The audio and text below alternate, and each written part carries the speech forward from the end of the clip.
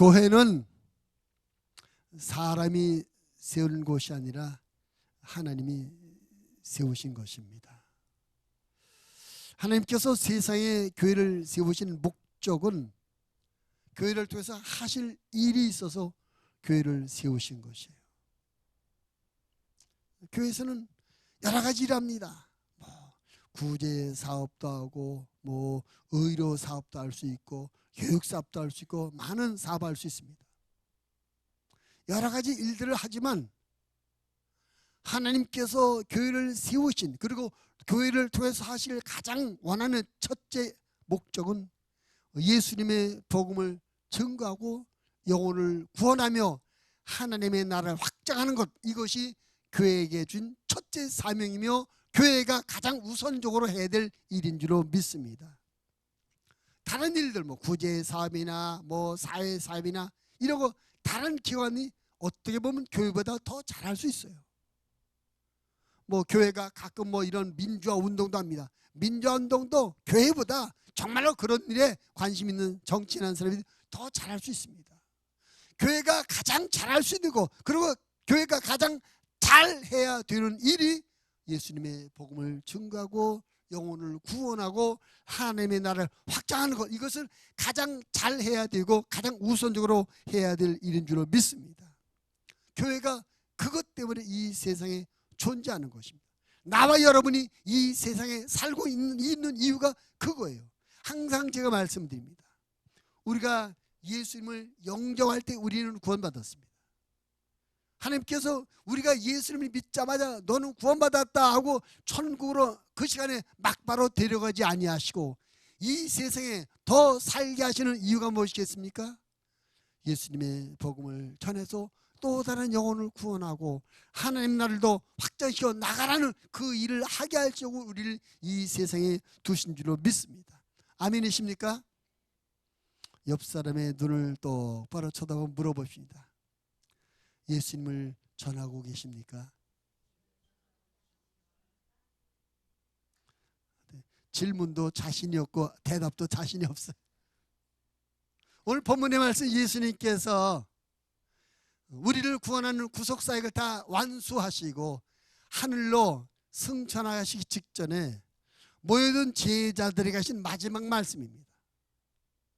한마디로 예루살렘을 떠나지 말고 성령 받아 땅끝까지 주의 증인되라. 따라합시다.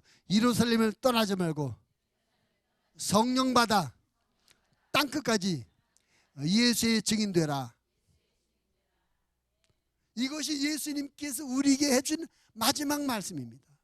그런데 여러분, 이 예수님의 마지막 말씀이 예수님의 제자요 하나님의 자녀된 나와 여러분에게는 첫 번째 제1의 사명이 되어야 될 줄로 믿습니다. 예수님의 마지막 명령이 나에게는 첫 번째 사명이다. 이런 인식을 갖고 우리가 신앙생활을 해야 될 줄로 믿습니다. 오늘 예수님께서 이 말씀하실 때 이 말씀을 듣고 있는 제자들은 앞으로 예수님이 하늘로 돌아가신 이후에 땅끝까지 예수님의 증인으로 살아야 될 예수의 증인된 사람들입니다. 그 예수의 증인된 사람들 향해서 예수님 말씀하십니다. 예루살렘을 떠나지 말고. 따라합시다. 예루살렘을 떠나지 말라. 오늘 저는 그 예루살렘을 떠나지 말라는 이 말씀을 주목해서 이 말씀이 앞으로 예수의 증인된 삶을 살아야 될 사람들에게 어떤 은혜가 되고 어떤 의미가 있는지를 깨닫고 함께 이 말씀이 은혜를 받고 이 말씀이 주시는 가르침을 따라 이 가르침이 우리의 믿음이 되며 자세가 되어서 더 힘있게 예수의 증인된 삶을 살아가는 우리 모두가 되기를 바라는 것입니다. 앞으로 예수의 증인된 되어 땅끝까지 예수의 증인된 삶을 살아야 될 이 사람들에게 예루살렘을 떠나지 말라 하신 이유가 무엇일까? 첫째는요, 따라합시다. 약속의 말씀을 체험하라. 그렇습니다. 예루살렘을 떠나지 말라라는 이 말씀 안에는 약속의 말씀을 체험하라는 의미가 들려 있어요. 예수님께서 예루살렘을 떠나지 말라라고 말씀하시기 이전에, 즉 구약 성경 안에 보면 하나님께서 많은 선지자들을 통해서, 많은 예언자들을 통해서 예루살렘에 관한 수많은 예언대 말씀, 약속의 말씀 주셨습니다. 몇 구절 보게 되면 시편 120편 122편 6절 말씀에 보면 예루살렘을 위하여 평안을 구하라. 예루살렘을 사랑하는 자는 형통하리로다. 이런 약속의 말씀이 있어요. 또 시편 137편 5절 6절의 말씀에 보면 예루살렘아 내가 너를 잊을진대 내 오른손이 그의 재주를 잊을지로다. 내가 예루살렘을 기억하지 아니하거나 내가 가장 즐거워하는 것보다 더 즐거워하지 아니할진대 내 혀가 내 입 천장에 붙을지로다. 예루살렘을 절대 잊지 않겠다는 것입니다. 이사야 62장 6절로 9절 말씀에 보면 예루살렘이여 내가 너의 성벽 위에 파수꾼을 세우고 그들로 하여금 주야로 계속 잠잠하지 않게 하였느니라. 너희 여호와를 기억하시게 하는 자들아 너희는 쉬지 말며 또 여호와께서 예루살렘을 세워 세상을 찬송을 받게 하시기까지 그로 쉬지 못하시게 하라. 여호와께서 그 오른손 그 능력의 팔로 맹세하시되 내가 다시는 내 곡식을 내 원수들에게 양식으로 주지 아니하겠고 내가 수고하여 얻은 포도주를 이방인이 마시지 못하게 할 것이지 오직 추수한자가 그것을 먹고 나 여호와를 찬송할 것이요 거둔 자가 그것을 나의 성소뜰에서 마시리라 하셨느니라. 예수님께서 예루살렘을 떠나지 말라 하신 말씀의 가장 중요한 의미, 하나님께서 예루살렘을 향해서 많은 약속의 말씀들을 주셨는데 그 약속의 말씀이 이루어진 것을 경험하고 체험하라, 그런 의미가 담겨 있는 일인 줄 믿습니다. 아멘. 하나님의 약속, 하나님의 말씀을 우리가 두 가지로 구분할 수 있어요. 보통 로고스라고 구분하고 또 한편은 레마라고 구분합니다. 이 두 단어가 다 말씀이라는 뜻인데 의미가 좀 달라요. 로고스라고 할 때 그냥 기록된 하나님의 말씀, 우리가 읽는 성경 이게 좀 기록된 하나님의 말씀 로고스예요. 근데 레마라고 할 때는 기록된 말씀 중에서 나를 감동하고 나를 바꾸고 나를 움직이며 나를 힘있게 하고 나를 살게 하는 내 말씀, 내가 체험하고 내가 움직여지는 그 말씀은 레마의 말씀이라는 것입니다. 로고스의 말씀 우리의 지식에 머물지만 레마의 말씀은 우리에게 능력이 되며 힘이 되는 일인 줄 믿습니다. 그래서 하나님의 말씀을 아는 것이 아니라 하나님의 말씀을 체험해야 될 줄로 믿습니다. 지금 이 말씀을 예수님께서 앞으로 땅끝까지 가서 예수의 증인이 될 사람들에게 하시는 말씀이에요. 그 예수의 증인이 될 사람들이 예수님의 말씀을 지식으로 상식으로만 알아서는 자신 있게 확신 있게 예수의 증인이 될 수 없는 것입니다. 증인이란 의미는 무슨 의미입니까? 경험한 사람, 체험한 사람, 직접 경험하고 체험한 그런 사람이 증인이 아니겠습니까? 예수님을 체험하고 예수님의 말씀을 체험하고 하나님을 체험하고 하나님의 약속의 말씀을 체험한 사람이라야 어떤 악조건 속에서 어떤 반대 속에서 굴복하지 않고 포기하지 않고 확신을 가지고 담대하게 예수님을 증거하고 하나님을 증거하게 될 줄로 믿습니다. 그래서 예수님께서 앞으로 주의 증인될 성도들 향해서 하나님의 말씀을 지식으로 하는 로고스로만 알아서는 안 된다. 하나님의 말씀을 직접 경험하는 레마의 말씀이 되어야, 그래야 그 말씀에 대한 확신을 가지고 자신 있고 담대한 예수의 증인으로 살 수 있다. 그런 의미에서 예루살렘을 떠나지 말라라고 말씀하고 있습니다. 오늘날 많은 성도들이 갖고 있는 약점이 뭔지 아십니까? 많은 성도들이 갖고 있는 약점이 하나님의 말씀을 이해하고 아는 것으로 만족하고 있다는 사실이에요.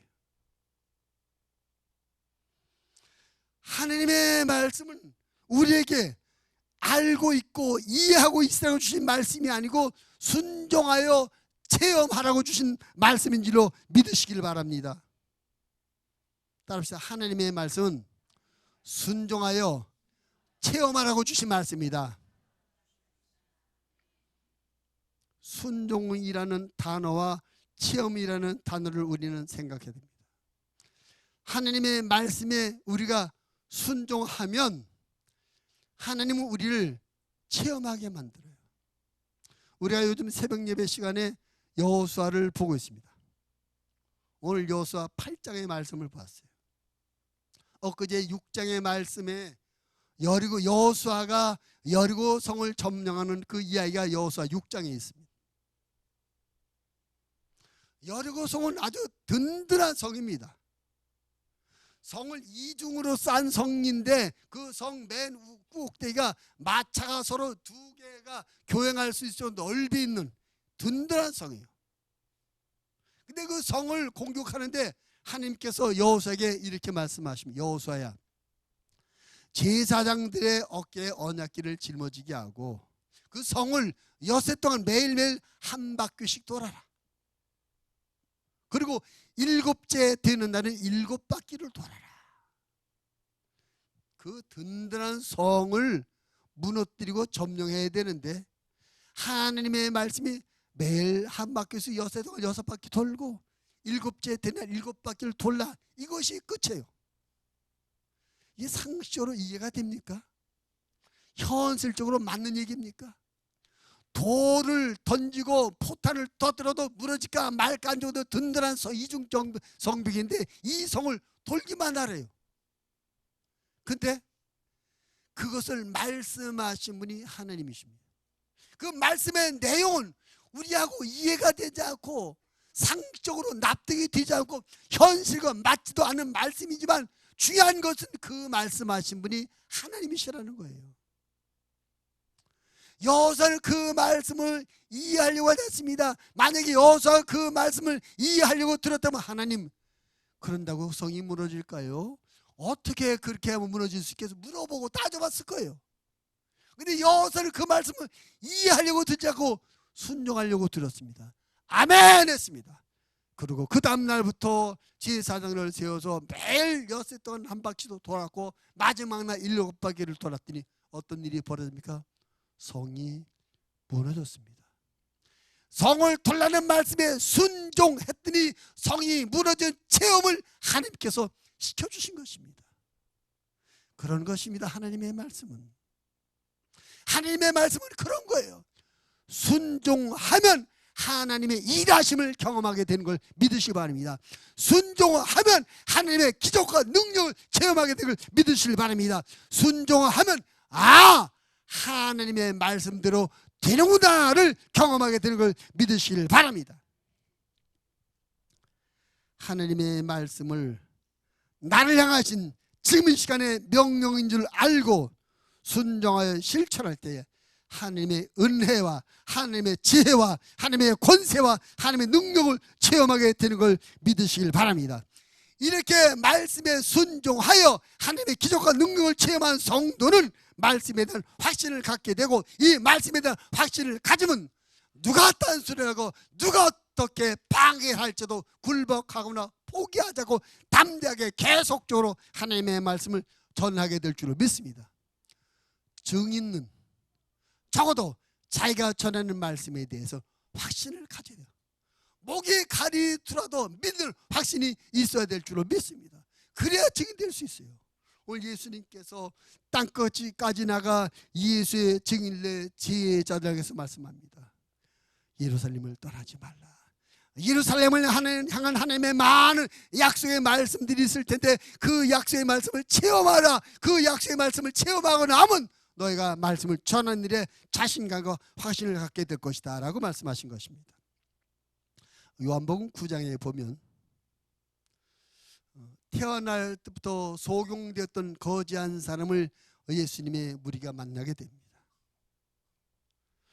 제자들이 예수님께 질문해, 예수님, 저 사람은 태어날 때부터 소경으로 태어났습니다.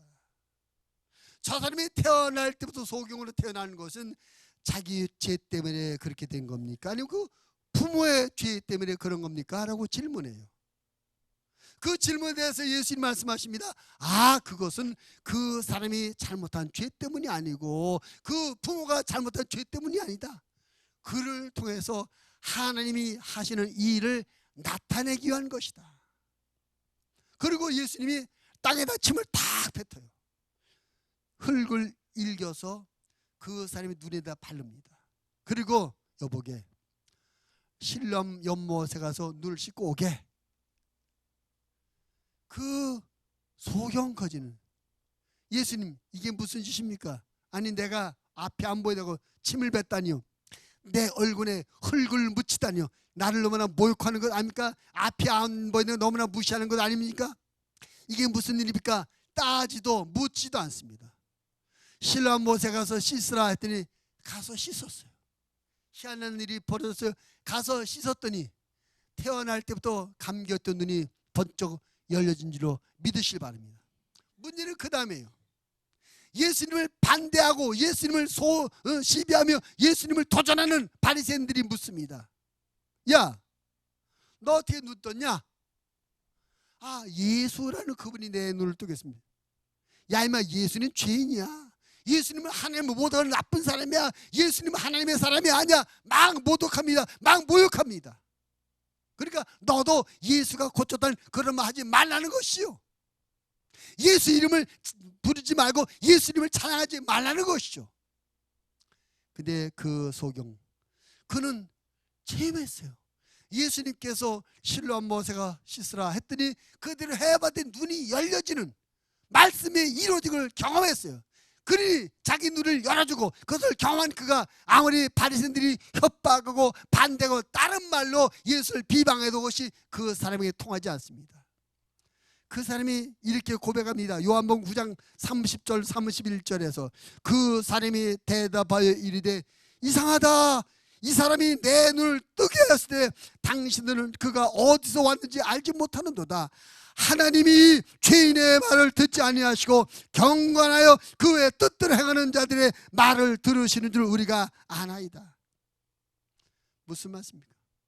아니 당신들은 이 예수를 죄인이라고 나쁜 놈이라고 몰아붙이는데, 만약에 당신들이 말하는 대로 이 예수가 나쁜 놈이며 하나님 앞에 죄인이라면 어떻게 그 죄인의 말을 듣고 내 눈을 열게 준 겁니까? 나는 내 눈이 열려진 이것을 통해서 이 사람이 하나님의 사람인 것을 믿습니다 라는 고백이에요.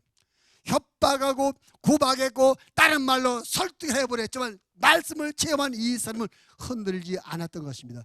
그런 사람이 예수의 증인이 될 수 있습니다. 여러분 말씀을 믿으시길 바랍니다. 말씀을 확신하시길 바랍니다. 말씀을 믿고 말씀을 확신하기 위해서 말씀에 순종하여 말씀의 약속의 말씀이 이루어진 걸 체험하시는 여러분의 신앙이 되시기를 주님의 이름으로 축원을 드립니다. 하나님의 모든 말씀에 순종하여 하나님의 은혜와 사랑과 능력과 기적을 체험하고 그리고 그런 말씀에 대한 확신을 가지고 예수를 선포하시고 예수를 말하시고 예수님을 전하시는 확신에 찬 주의 증인들이 되시기를 주님의 이름으로 부탁을 드립니다. 예루살렘을 떠나지 말라, 이 말씀의 의미는 약속의 말씀을 체험하고 확신이 있는 증인 되라는 말씀인 것이죠. 두 번째로 예루살렘을 떠나지 말라는 두 번째 의미가 있습니다. 따라합시다. 예수님 안에서 연합하라. 예수님께서 앞으로 주의 증인될 제자들에게서 예루살렘을 떠나지 말라고 하신 말씀의 두 번째 의미는 연합과 단결을 강조하신 말씀입니다.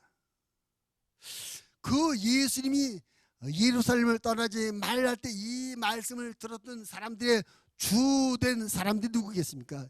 예수님의 12 제자들일 것입니다. 그 예수님의 12 제자들은 지난 3년 동안 예수님과 함께 살았던 사람입니다. 한솥밥을 먹고 같이 잠을 자고 같이 생활했던 사람입니다. 어찌 보면 아주 끈끈한 관계, 아주 친밀한 관계가 될 수밖에 없어요.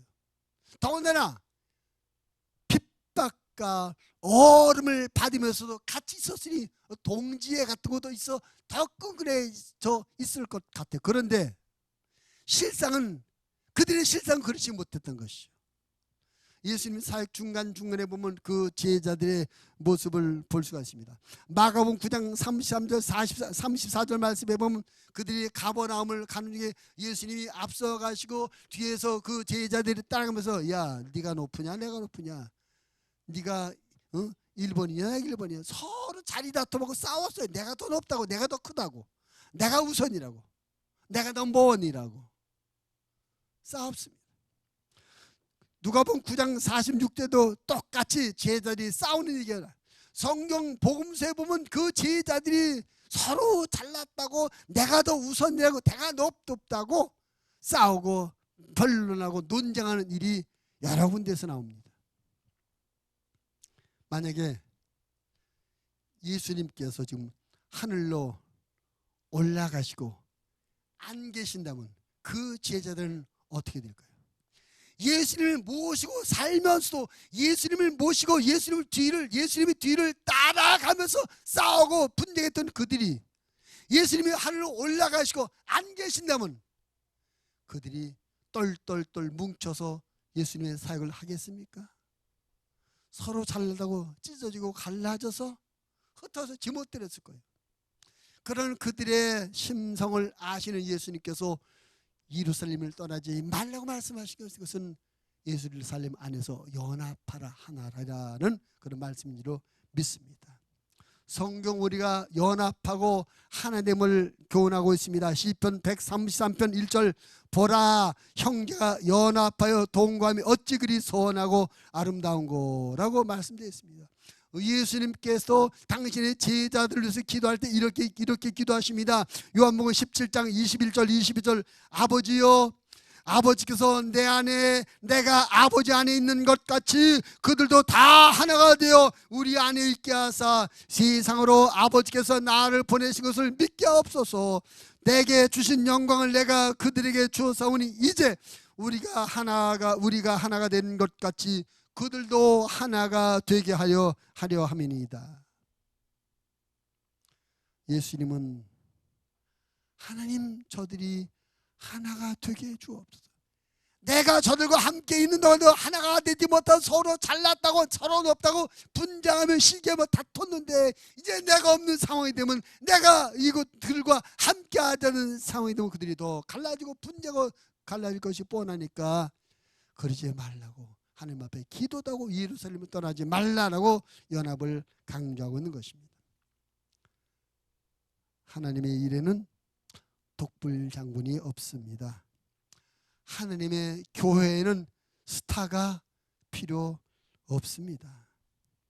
하나님은 미련한 자들을 택하사 지혜 있는 자들을 부끄럽게 하시고 약한 자들을 택하사 강한 자들을 부끄럽게 하시는 그런 하나님이십니다. 마른 막대기를 사용하셨던 하나님을 기억하시기 바랍니다.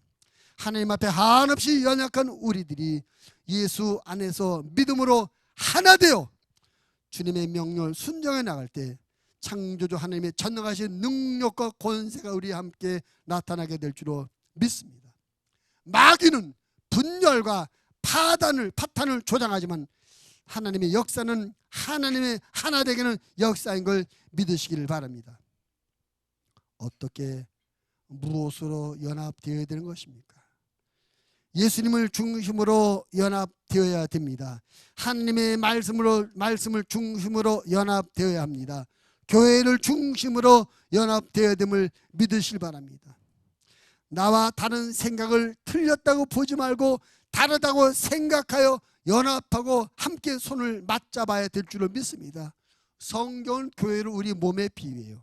고린도전서 12장 12절 말씀에 보면 몸은 하나인데 많은 지체가 있고 몸의 지체가 많으나 한 몸임과 같이 그리스도도 그러합니다. 고린도전서 12장 20절 이제 지체는 많으나 몸은 하나라. 몸은 하나인데 다 다른 손 모양과 발 모양이 달라요. 손과 발이 손이 발 보고 야 너는 나하고 다르게 생긴 너는 몸이 아니야 부정할 수 없다는 것입니다. 또 반대로 발이 손 보고 너는 나하고 다르네. 나는 밑에 붙어있는데 넌 왜 붙어서 넌 내 몸이 아니야. 너는 달라고 밀어낼 수 없다는 것입니다. 또 하는 일이 다르잖아요. 손이 하는 일도 다르고 발이 하는 일이 달려. 하는 일이 다르다고 나 하나가 아니야. 너는 내 몸이 아니야. 밀어낼 수 없고 부정할 수 없다는 것입니다. 생긴 모양이 다르고 붙어있는 위치가 다르고 하는 일이 달라도 몸에 붙어있으면 하나라는 것입니다. 우리 이런 하나의 의식을 가져야 될 줄을 믿습니다. 교회 안은 많은 성도들이 믿음의 색깔이 다르고 은사가 다르고 하나님을 받은 직분과 사명이 다르기 때문에 하는 일이 다를 수 있게 다르게 보여주고 다르게 나타날 수 있어요.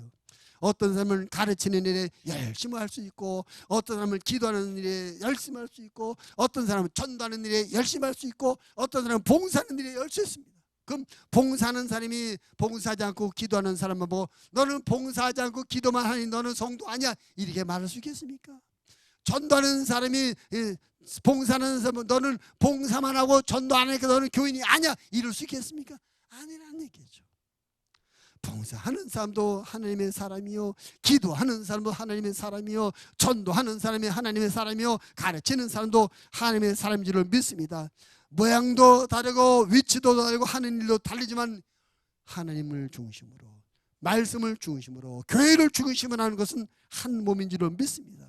사람 중심이 아니라 하나님 중심, 교회 중심으로 모이는 그런 모임이 연합을 이루는 모습인 줄 믿습니다. 연합이란 사람을 중심으로 모이는 것이 아니라 예수 중심으로, 말씀 중심으로, 교회 중심으로 모이는 것이 연합이다. 성령께서는 우리로 하여금 하나됨을 이루게 하시는데 사람을 중심으로 하나 되게 하는 것이 아니라 교회를 중심으로 하나 되게 하신 걸 깨닫게 되기를 바랍니다. 에베소 4장 3절 평안에 매는 줄로 성령이 하나 되게 한 것을 힘써 지키라. 성령은 하나 되게 하십니다. 마귀는 갈라지게 만듭니다. 사탄은 분열주의자입니다. 성도라고 예수님을 중심으로 모이게 하지 않고 사람을 중심으로 모이게 하는 것입니다. 교회를 중심으로 모이지 못하게 하고 사람을 중심으로 당을 깨 하는 것입니다. 하나님의 일을 할 때도 교회 중심으로 하죠. 자기 따로 하려고 그래요.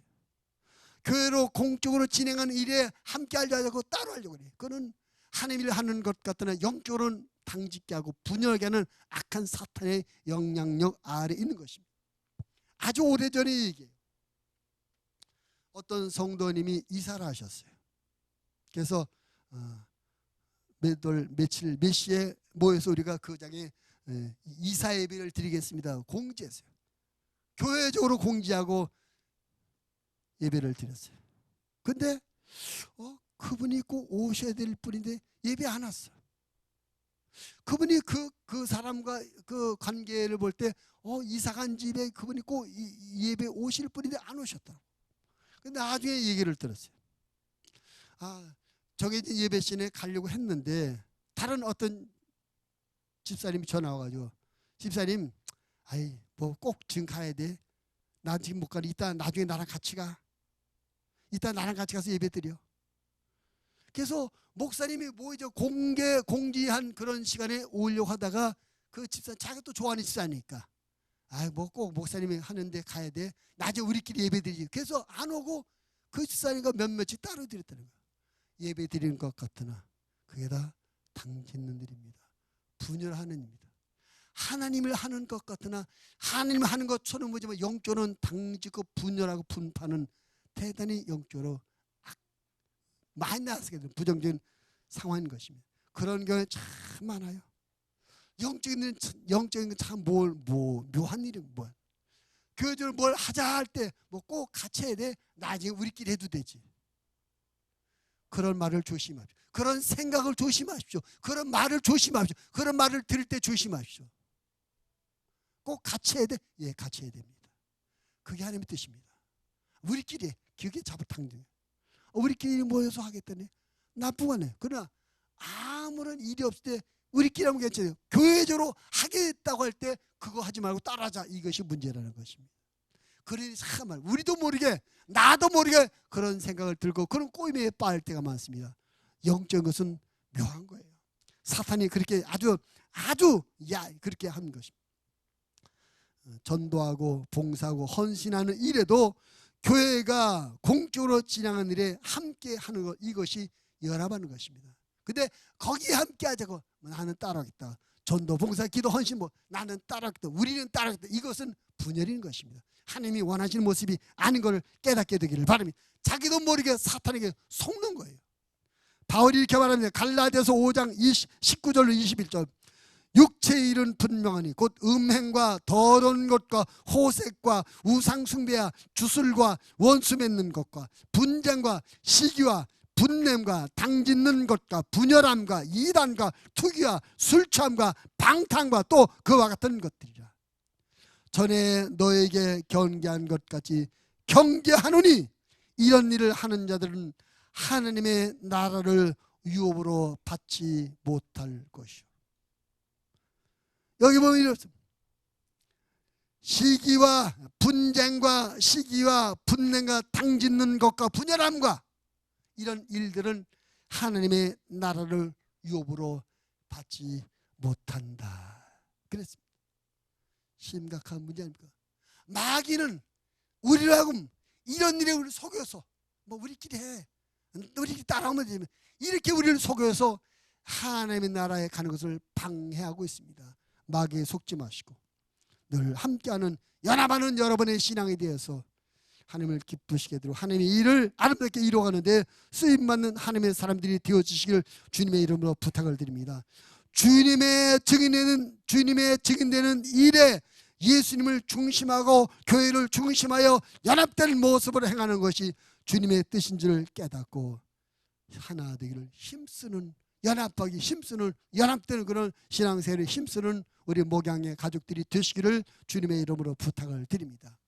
예루살렘을 떠나지 말라는 말씀, 찢어지거나 분열되지 말고 당지지 말고 하나 되어라는 뜻인지, 하나 되어서 주의 증인 사역을 하라는 뜻인지로 믿으시길 바랍니다. 마지막 세 번째로 예루살렘을 떠나지 말라는 말씀 따라합시다.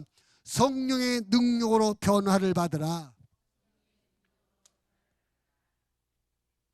예수님의 제자들은 3년 동안 예수님으로부터 가르침도 받고 은혜도 받았지만 막상 예수님이 붙잡히시고 고문당하시고 십자가에 못 박고 죽으실 때 다 도망갔어요. 왜 도망갔어요? 무서워서. 자기들도 붙잡혀서 같이 고문당하고 십자가에 못 박고 죽임을 당할까 봐 무서워서 다 도망갔던 사람이에요. 그리고 그들이 그렇게 도망갔던 영적인 원인은 이 속에서 완전한 변화가 없었기 때문에 그랬던 것입니다.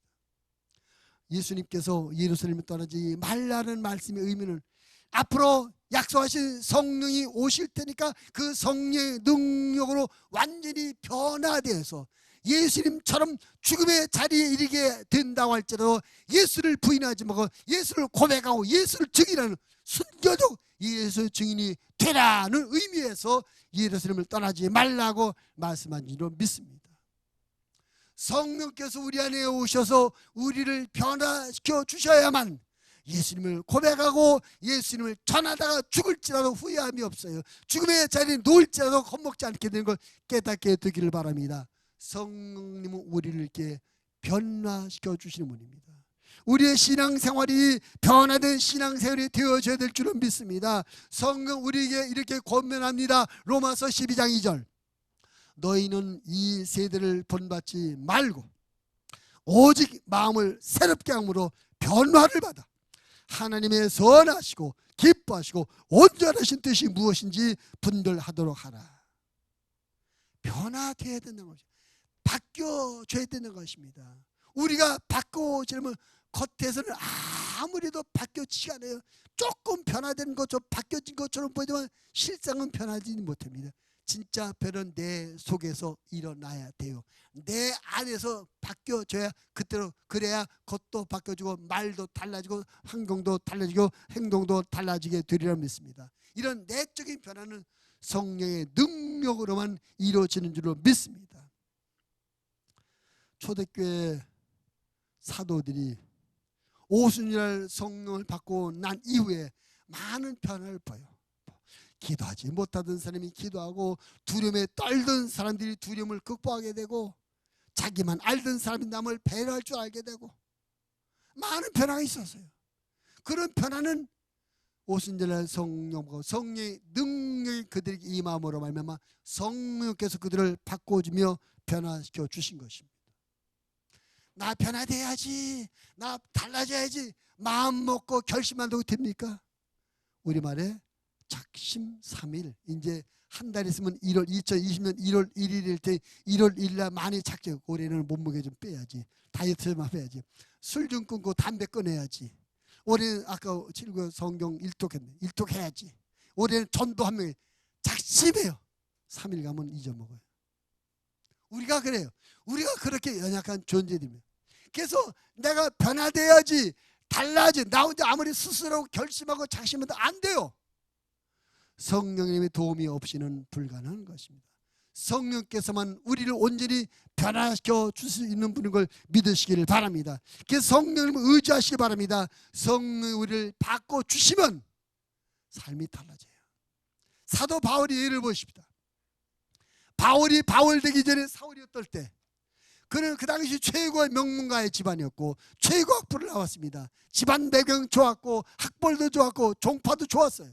바리새파 사람이었습니다. 열심 나원이었습니다. 그리고 다 로마 시민권과 있고 가말리엘 문화의 최고 학부를 나왔어요. 젊은 사람이 인정받아서 그 유대교의 앞잡이가 되어서 교회를 파괴하고 예수 믿는 성도를 핍박하는 데 앞장섰습니다. 그가 변화된 거 언제입니까? 다메섹에 있는 기독교인 잡으러 갈 때, 그때도 그가 하나의 지도 책임자로 공문을 받아가지고 책임자로 지도자 이끌고 갔어요. 가다가 예수님 만나지 않습니까? 젊은 사람이 학벌도 좋고 집안도 좋고 배경도 좋고 야망이 있었던 사람입니다. 그런데 예수님을 만나고 성령을 받고 나니까 그게 다 부질없는 것이다 깨닫게 됐습니다. 나중에 그가 성령으로 말미암아 사울에서 바울로 변화된 그가 이렇게 고백합니다. 빌립보서 3장 7절에서 9절. 그러나 무엇이든지 내게 유익하던 것을 내가 그리스도를 위하여 다 해로 여길 뿐더러 또한 모든 것을 해로 여김 내 주 그리스도 예수를 아는 지식이 가장 고상하기 때문이라.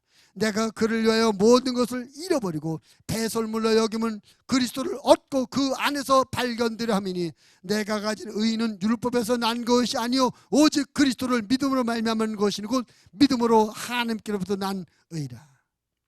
예수님이 믿기 전에는 그가 가진 공부, 학벌, 집안이 아주 소중했습니다. 출세하고 성공하는 것이 좋았습니다. 그래서 열심히 교인들 핍박했어요. 그런데 예수 믿고 성령 받고 나니까 그게 아니더라. 그게 아니더라. 예수만이 최고구나. 그게 다 자기가 귀하게 보배롭게 자랑스럽게 여겼던 걸 다 배설물처럼 또좀 다 버렸다는 것입니다. 그런 변화가 누가서 시켜서 한 변화가 아닙니다. 누구한테 공부하고 배워서 이루어진 변화가 아닙니다. 성령이 그 안에 들어가셔서 바꿔준 성령의 능력으로 말미암은 변화인 줄로 믿습니다. 바울이 이렇게 성령으로 말미암아 온전한 변화가 되었기 때문에 주님과 복음을 전하는 일에 목숨을 내놓고 평생을 주의 증인으로 사역을 하게 헌신하며 사역을 하게 된 줄로 믿습니다. 같은 복음이라도 누가 전하느냐에 따라서 영향력이 달라져요. 성령으로 말미암아 완전한 변화를 이룬 사람, 저 사람이 달라졌네, 옛날과 다르네, 이상하게 새로워졌네, 뭔가 완전히 변화된 모습을 보이는 사람이 전할 때 그 말에 영향력이 있습니다. 파급 효과가 있어요. 근데 말을 전하는데 저 사람 별로 신통하잖아, 별로 달라진 게 없어, 별로 새로워진 모습이 없어, 그런 사람이 전해봐야 그 말에 의미가 없고 영향력도 없는 것입니다.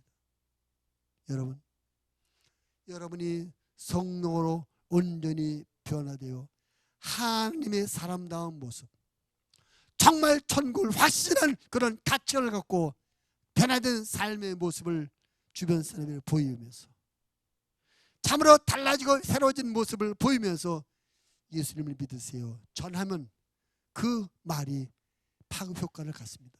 영향을 미칩니다. 근데 저 사람이 교회는 다닌다고 하는데 맨날 욕심만 부리고 입에서 나쁜 말만 하고 거짓말만 하고 쌈들만 성질만 부리고 그런 사람이 예수 믿으라고 아무도 그 말을 받아들이지 않아요. 변화되지 못한 상태에서 아무리 멋진 말로 해봐야 효과가 없다. 변화된 사람이 하는 말이 영향력 있다 이것입니다. 근데 우리가 억지로 변화되지 않아요. 성령께서 오셔서 우리를 변화시켜 주는 것입니다. 여러분 기도하시기 하나님 나를 성령으로 충만케 하셔서 변화시켜 주옵소서. 내가 예수님의 복음을 전할 때 내가 예수님의 이름을 말할 때 그 말을 듣는 사람들에게 영향이 되어지고 파급력이 있을 수 있도록 내 삶의 변화를 이루어 주옵소서. 먼저 변화되려 그래야 변화된 내가 말씀을 전해야 그 말씀에 열매가 있는 것입니다. 그래서 예수님께서 예루살렘을 떠나지 말라. 성령이 오시면 너희가 성령으로 말미암아 변화될 텐데 성령으로 변화된 이후에 증인되어야 그 말씀에 효과가 있다. 그래서 예루살렘을 떠나지 말라라고 말씀하신 것입니다. 오늘 예루살렘을 떠나지 말라고 하신 말씀은 이제 앞으로 땅끝까지 나가 예수의 증인의 삶을 살아야 될 사람들에게 하신 말씀입니다. 이 말씀이면 약속의 말씀을 체험하라. 예수님 안에서 하나가 되어서 전도해라. 변화된 삶의 모습을 보면서 말씀을 전하라라고 그런 의미가 있는 예루살렘을 떠나지 말라는 것입니다. 여러분, 나와 여러분이 예수님 믿었습니다. 그리고 성경은 우리들 예수의 증인이라고 말합니다. 그런데 우리가 약속의 말씀을 체험하셨습니까? 예수님 안에서 연합되어 있습니까? 성령의 능력으로 변화가 되었습니까? 혹시 이미 그렇게 되었을지라도 박힌 못에 망치를 한번 더 치면 더 깊이 백혀서 더 힘이 있게 되는 것처럼 더 굳세게 되어지는 것처럼 오늘 말씀을 다시 한번 겸손한 마음으로 오늘 나에게 주시는 하나님의 음성으로 들으시고 약속의 말씀을 체험하기를 힘쓰시고 순종하여 체험하시고 나를 비우고 예수님 교회 중심 하나님 말씀 중심으로 하나 되고 성령 안에서 변화돼서 힘있는 그렇지 능력 있는 주의 증인으로 삶을 잘 사랑하는 우리 모든 목양 가족들이 다 되시기를 주님의 이름으로 축원을 드립니다.